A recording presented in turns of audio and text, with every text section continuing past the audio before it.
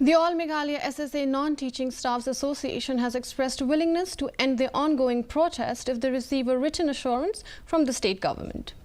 Following a meeting with Commissioner and Secretary Education Vijay Mantri, President Jennifer Jason Rem expressed satisfaction with the government's approach, acknowledging the rare opportunity for dialogue on salary rationalization and formation of a committee.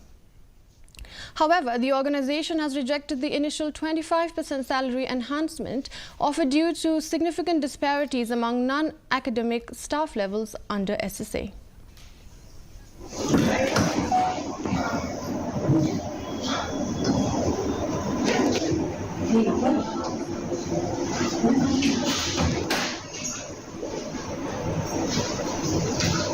We are really very happy, and also we have been informed that our director, he has already contacted ministry also regarding this matter, and then he has already consulted with ministry regarding the funding pattern and getting of because since you know that the scheme is 90:10 sharing pattern, so we have to talk with the center and the state government.